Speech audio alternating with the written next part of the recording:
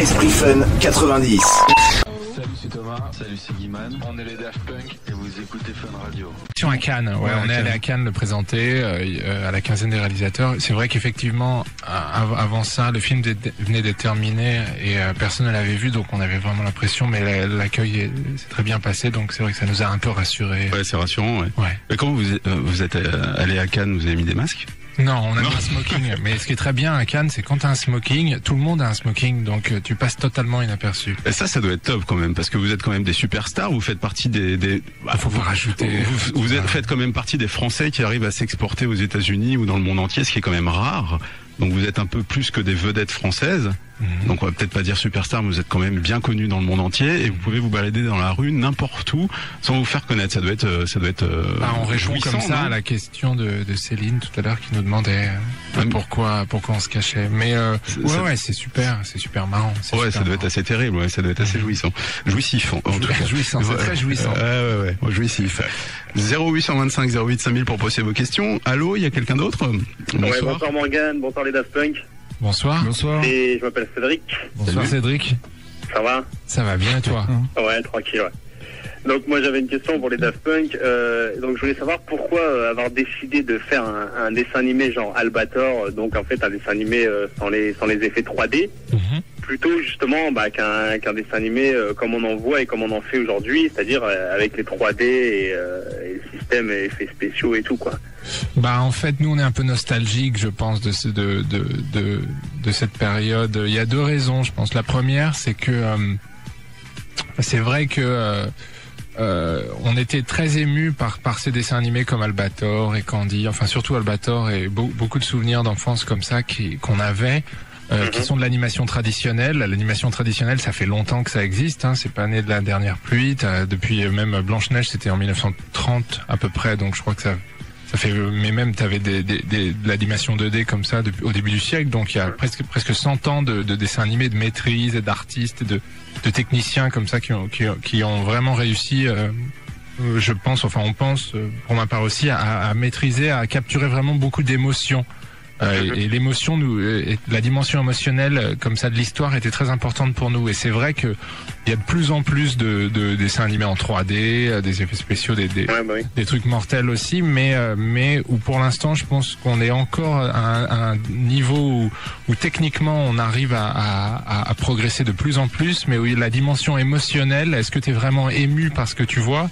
T'es souvent plus épaté que ému. Enfin, et je pense que ça va peut-être changer. Moi, quand je vois comme ça des animations de jeux vidéo ou des trucs comme les ouvertures de jeux vidéo, des trucs incroyables en 3D, on en est encore à un stade où moi je regarde le truc, je me dis c'est mortel, mais est-ce que je ressors de ça totalement bouleversé? Pas autant que des dessins animés traditionnels. Ça c'est la première question, première réponse. La deuxième chose, c'est qu'effectivement on n'a pas fait Matrix et que ça coûte énormément d'argent aussi, tout ce qui est en 3 dimensions, donc on voulait à la fois trouver un moyen économiquement possible de réaliser et de raconter cette histoire. Il y a quand même 170 personnes qui ont travaillé sur le film pendant 3 ans, donc quand même.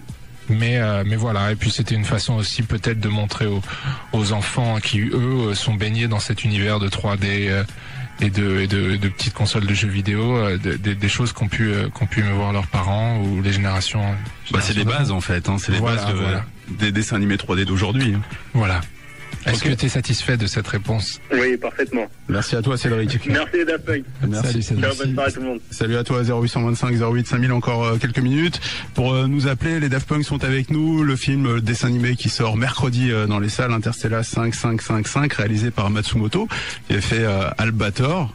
Ça doit être impressionnant quand même l'univers dans lequel vit ce mec. Qu'est-ce que c'est? Il est complètement dans son monde.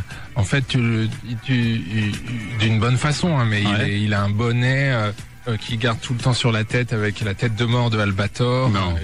Ouais, tu le reçois, enfin, il te reçoit dans sa maison qu'il a construite entre Orange Mécanique et 2001 Odyssée de l'espace, un truc avec des sas pour rentrer entre les... sérieux? Comme dans ces dessins animés, en fait. Voilà, comme dans ces dessins animés, et t'as une salle de réception comme ça, avec un poster géant de la Terre vue du ciel. Et il est très comme un vieux sage, comme ça, qui parle, il raconte son enfance dans les montagnes, dans les années 30 au Japon. Donc c'était on avait vraiment l'impression d'être dans un dessin animé d'ailleurs. Ouais, l'expérience a commencé en le rencontrant en fait. Voilà. Ouais, ça devait être assez terrible. D'accord. Plein de messages aussi sur SMS 61 386. On me dit pourquoi vous avez choisi la musique électronique, les Daft Punk. C'est vrai, vous auriez pu aussi faire du rock puisque vous avez baigné dans pas mal de tendances musicales. Je pense qu'on fait pas que de la musique électronique. Ça, pour moi, c'est plus large. Et dans Discovery, par exemple, Digital Love, par exemple, il y a beaucoup de guitares. Il y a plein de choses qui sont pas seulement électronique ou même disco ou funk, ça tourne à certains moments en rock, quoi. Et il y a pas, on a jamais eu de limite, nous, en tous les cas. Il se trouve qu'on a fait que 2 albums jusqu'ici et que si on a encore 50, il y aura beaucoup d'autres styles dedans, quoi. Et aussi, c'est un peu les mêmes machines finalement pour tous les styles, hein. Le hip-hop et le rap, c'est fait avec un sampler aussi. Si tu prends Nevermind de Nirvana, les batteries, ça passait dans des samplers, les guitares aussi. Donc disons, c'est un peu en train d'exploser les genres et la façon de faire de la musique. Donc voilà. Je trouve qu'il y a un truc qui manque beaucoup par rapport au rock, c'est que le rock a explosé quand on a eu vraiment des gros groupes qui faisaient vraiment qui étaient des bêtes de scène, quoi, comme les Rolling Stones ou les Beatles. Ça n'existe pas encore en musique électronique. On n'a pas d'artistes qui explosent des concerts ou. C'est difficile aussi que ça existe. Parce que quand t'es une bête de scène dans le rock, tu prends une guitare, une basse, une batterie, et tu te jettes par terre, tu fais exploser un stade. Avec une grande partie de la musique électronique, justement, c'est ça peut bien dire ce que ça veut dire, c'est que c'est un sampler, un synthétiseur, enfin des séquenceurs, des choses qui sont pas forcément adaptées à la performance live. Donc je pense que c'est vraiment difficile. On a essayé nous de le faire au maximum quand on faisait des tournées, mais des groupes comme les Chemical Brothers ou Prodigy ont essayé aussi, mais c'est difficile d'arriver à allier effectivement une performance scénique vraiment en direct, ce qui est tout l'intérêt d'un concert, et à la fois la puissance comme ça de. Mais Prodigy par exemple, c'est quand même assez énorme sur scène. Je pense à Moby aussi ou Chemical Brothers, c'est vrai que. Underworld aussi. Et ça bouge pas mal quand même. Donc il y en a quelques-uns qui arrivent à. Mais c'est difficile des instruments. Mais vous projetez, vous, d'essayer de faire des prestations scéniques dans ce style-là, ou ça vous intéresse pas vraiment? Ça nous intéresse, mais bon, on dit souvent, nous, on a un peu une liste, un top 10 des trucs qui nous intéressent, et on n'arrive à faire que les trois premières choses, hein, parce qu'on n'a pas 50 heures par jour, donc c'est vrai que c'est plus loin dans la liste, dans le top 10. D'accord. Voilà. Pas mal de questions aussi qui me parlent du piratage, votre réaction face au piratage MP3. C'est vrai que même dans les films, hein, maintenant, hein, les films qui sont piratés sur Internet, qui sont téléchargés. Moi, j'ai une réaction qui est une réponse rapide, hein. Pour moi, le piratage, tant que ça reste du piratage, ça me dérange pas. Donc c'est un peu comme si tu passes au-dessus de la barrière du métro, tant que tu sais que tu fais quelque chose de mal, chacun est responsable de ses actes. En fait. Le problème qu'il y a eu il y a quelques années, c'est quand les gens pensaient que c'était normal d'avoir la musique gratuitement. Donc, bien évidemment, c'est pas normal de le faire. Ce serait pas normal que le métro ce soit gratuit non plus. Il y a une économie derrière ça, et puis à partir de là, on est responsable, ou on joue le jeu et donc on paye sa place, on achète le disque, etc.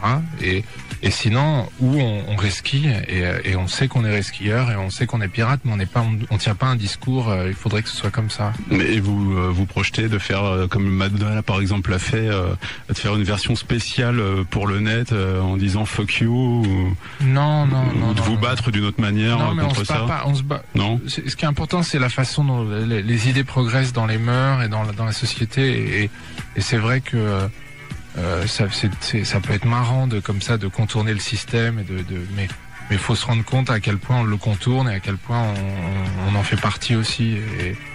Et pour les gens, moi, ce qui m'énerve profondément, c'est quelqu'un qui tient un discours en disant ça devrait être normal, on n'a pas à payer ça, et de pas s'estimer comme étant un pirate ou un hacker. S'il se rend compte que comme ça il est dans ses réseaux de net et qu'il veut pas, ça c'est pas, il faut que ça reste marginal en fait. Au niveau de l'image que ça a, c'est tout. Ça va, vous êtes optimiste quand même. Faites confiance à l'homme là. Ouais. Non, mais voilà, moi je suis plus pour la dépénalisation que la légalisation, quoi. D'accord, ouais, bien sûr, on a compris. 0825 08 5000. Et Constantin qui est avec nous. Allô, Constantin? Allô. Bonsoir à toi. Bonsoir Morgane, bonsoir les Daft Punk. T'imagines, tu Bonsoir. parles au Daft Punk quand même, là. Hein. Pardon? Tu parles au Daft Punk quand même, là. Hein, Eh oui, c'est énorme. Qu'est-ce que tu veux leur dire? Moi, j'aurais voulu savoir, enfin, on est pas mal à mon avis à se poser cette question. Pourquoi la sortie d'un prochain album, en fait? Alors, pourquoi la sortie d'un prochain album? On aimerait bien le savoir, nous aussi, je pense. Mais on sait pas encore. Non, on sait pas. Nous, on fait les choses de façon spontanée, instinctive. Là, on a vraiment travaillé très longtemps sur ce film et ce dessin animé. Et voilà, on va se remettre à faire de la musique, mais c'est pas pour tout de suite. Mais voilà. D'accord. On me pose une question sur SMS, mais combien de temps il vous faut pour faire un tube comme One More Time? C'est impossible à dire, ça. Tu peux mettre 30 ans comme tu peux mettre une journée. Mais surtout, tu te poses pas la question combien de temps il nous faut pour faire un tube, parce que s'il nous fallait 2 minutes ou 1 minute, tu vois, ce serait plus facile. C'est combien de temps on essaye pas de faire des tubes déjà. Voilà, on n'essaie pas de faire des tubes. Et combien de temps on a mis pour faire le morceau One More Time? One More Time, on a fait je sais pas, 4 jours, un truc comme ça. 4 jours pour faire One More Time. Ouais, c'est l'inspiration, puis après... Ouais, non, après, mais vous faites une même en fait, sélection, voilà, et- voilà, c'est des moments, c'est plus des moments magiques qu'il faut essayer de capturer. Et la magie, elle arrive, c'est pas sur commande, et voilà, et c'est pour ça que ça met du temps, souvent, d'arriver à trouver une suite de morceaux, des choses qui vont ensemble et qui ont une cohérence. Oui, Et puis ça peut mettre des années, même si au final, t'additionnes le temps mis pour faire chaque morceau, et tout a été fait en 1 mois ou 2 peut-être aussi, quoi. Et puis c'est pas au moment où tu fais la musique que tu sais que ça va être un tube. C'est une fois qu'il sort et que Voilà, le public est réactif. une fois que, voilà. Bien sûr. Constantin? Oui. Ça te va? Ouais. Ouais. Merci, Daft. C'est peut-être un concert, alors. J'espère. Ok. Et puis le Bonne film, soirée. déjà dans 2 jours, on va t'envoyer Ouais, une place, bah. Constantin, d'accord? Ok, merci. Salut ma poule. 0825 08 5000 pour appeler Fun Radio. Les Daft, merci. Merci d'être venu nous voir. Merci beaucoup, merci de nous avoir reçus. Ah bah, merci d'être venu, c'est bien cool. Vous revenez quand vous voulez. C'est gentil. Bonne chance pour le film. Hein. Merci. Hein, c'est clair que vous avez quand même la pression, hein, même si là ça va, c'est tout paisible. On verra mercredi en tout On cas. verra, on verra. Ça va sortir dans combien de salles, vous savez? Il sort dans un peu plus de 30 salles, donc je pense qu'il y a 2 ou 3 salles à Paris et une salle dans chaque grande ville, dans une ville moyenne. Donc, mais il y a une salle par ville, donc faut que les gens se renseignent de voir dans quelle salle. Mais Eh bah, allez voir le film en tout cas pour Voilà. voyager. Interstellar 5555. Merci Thomas. Merci. Merci Guy Manuel. Merci vraiment beaucoup. Merci à Cédric qui était là, l'homme de l'ombre, qui était dans le coin mais qui a pas parlé. Merci à toi. Merci. Ouais, grosse voix en plus, ça dommage.